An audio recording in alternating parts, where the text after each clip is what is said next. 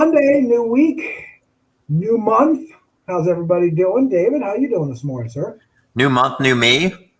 I'm actually going to try to start my New Year's resolutions in March. Yeah, I think I'm the same way. You guys are a No, little late on starting those. it's better late than never, Brissa. True, you're Yes. right. I support you. I'm happy for you, David. But no, I'm doing well this morning. Came off of a pretty uneventful weekend. So, well, it was my mother-in-law's birthday on Saturday, so that was fun. Oh, nice. Yeah, Happy birthday to yeah, her. Correct? yeah. Yeah, it was a big birthday. I won't mention the age in case she's watching, Agreed. but it was one of those milestone birthdays. 21. How nice. But Yeah, he's 30, exactly. right? Yeah, My exactly. dad has a birthday coming up, and it's past a milestone. Yeah, my dad's he's coming up in June. He's got a milestone birthday. Well, but we're just avoiding what the age is. We're like, Yeah. milestone. Yeah, Yeah, I'm milestone. always afraid to mention someone else's age. That just makes me a little uncomfortable. I'll say my own age, but Boy, yeah, I'm not going to speak on behalf of other people. Are you anybody gardening anytime soon? yeah, Breaking up. we had I posed that question this morning, and we were talking about the early spring fever with the folks out at Stan's Garden Center in Harbor Creek. Josh was saying that he expects folks to be getting out as early as possible to start buying up seeds. In a lot of cases, apparently, a practice that a lot of folks picked up on last year, planting the seeds inside now, so that once the weather warms up enough outside, that you are good to go. You don't have to go buy those the relatively expensive plants that have already been started by the folks over at Stan's or wherever you go. So I think, the early spring fever is in full force for a lot of folks. I know that the Lowe's up on Upper Peach was pretty busy yesterday when I drove by there. So And it is like a sense of normalcy or something to like look forward to for some people. Like, oh, a new season, time to get out of the house because they've been cooped up for so long. It's like, okay, let's go out and garden. Most people really do enjoy gardening. Not sure if I've won, but I've never owned a home yet, so maybe I will turn. That's what I was going to ask you. I think we might At have this discussed point it in with my David life, in the I'm past. not a But fan of gardening. even as a kid, did your parents have a garden in the backyard or anything that you got your hands dirty and doing? My dad loves not so much gardening. He loves like keep up with the grass. Our grass always looks good and green. There you go. Dad. Did he put you to I work? tried mowing the lawn once. Didn't go too well. My dad's like, I'll just do it from now on. Funny story about lawn mowing. You mowed down the azaleas, didn't you? My dad let my older brother mow the lawn one time, and my dad wasn't watching him, and he made the Swiffer S's throughout the entire yard. That's groundskeeper or something for us. I was about to say that's either a good thing or a bad thing. It's very bad. My dad is so tedious about the yard. Yeah. But it's funny. Yeah, now I consider lawn mowing an extracurricular activity. Do you have a push mower? Yes. Yeah, I did have a push mower. Where we live now, we're fortunate enough where we don't have to take care of the lawn. But yeah, I had a push mower at our last place. There was a lot. There was enough to cut, that's for sure. So you went from a lot to nothing then. Yeah, basically, which I'm actually weirdly enough a little disappointed in that. I like cutting like little areas of grass, but not like a ton of acres. Acres of land. Yes, no. Don't have one of those big farm tractors to do that. And when you had the room prior to the move, David, were you throw some veggies in the ground sort of guy, a gardening guy? Well, my parents always were growing up. My parents always had a big garden at their house. I remember in the first house we lived at, I mean, this garden took up half the backyard.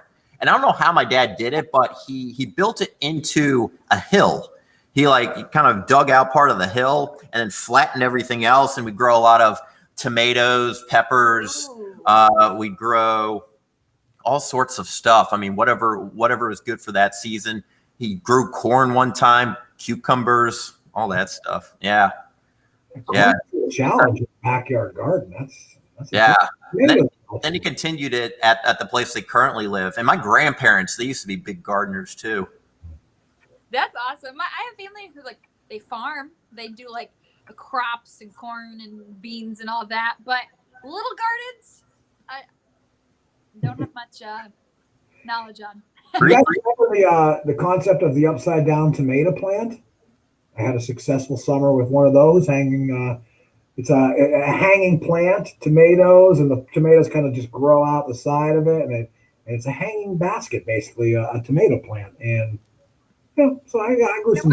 I actually did, but no digging involved. So if you don't have room, like David now anymore, you can have a upside down tomato plant out on your deck. Yeah, my sister, she had like this indoor tomato plant, and it had like lights on it and all, and she was able to grow like little cherry tomatoes during like time. Yeah, but no, I'm not really a green thumb. Anything that my parents are talented at, I'm not talented at all. Different generation, right? Yeah. Well, that was the question this morning. What's one thing you do that's like your parents? Right. And it's like, wow. Yeah, I can't say too many things, but the one thing I find myself doing a lot is when you get to the end of like a bottle or something like that, I'm that guy who's like, trying to shake every last drop out of it. I'm like, I got that from my parents. Yeah. When do you know you started to become your parents? And I know that I do this a lot. Or when it's yeah. That noise of getting in and out of the chair is definitely something I inherited from my parents. Yeah, that's true. Unfortunately, I've been making those noises for a while. I'm not quite at that point, but there's days in which I've been, going nonstop, and I'm lifting weights, aka Laney, and so it's just like worn out. Once you sit down on the couch, it's like, oh, that's a good feeling. Yes, the motions just sitting down.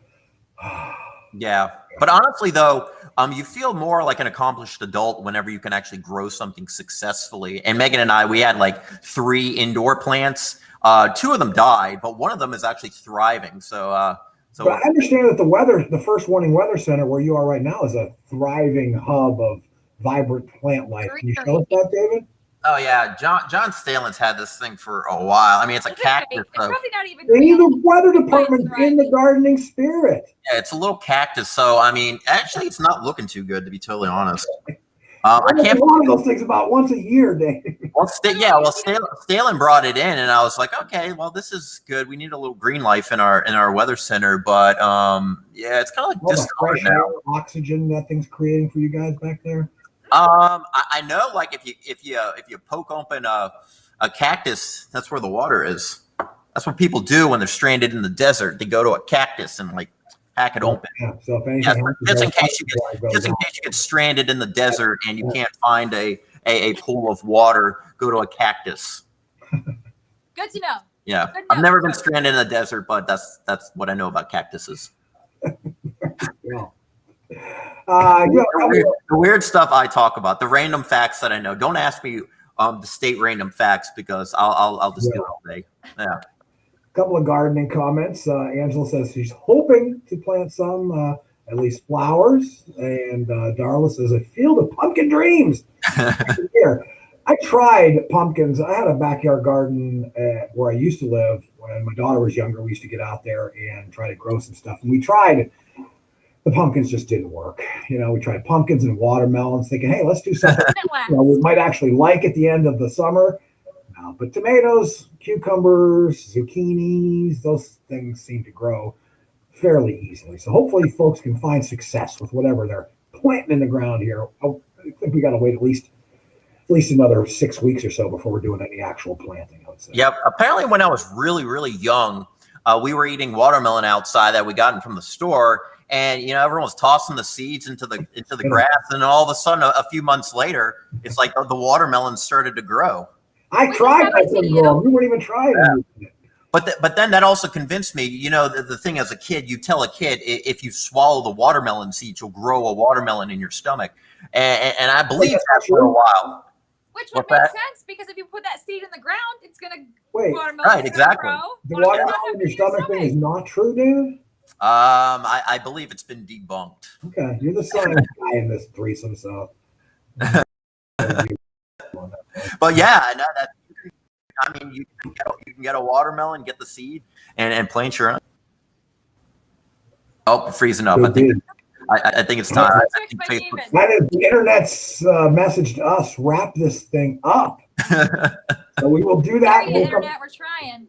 We will come back here tomorrow. But thanks to Carl, Darla, Angela, everybody who jumped on and said hello. And we'll do this again about the same time tomorrow and hope to see you then.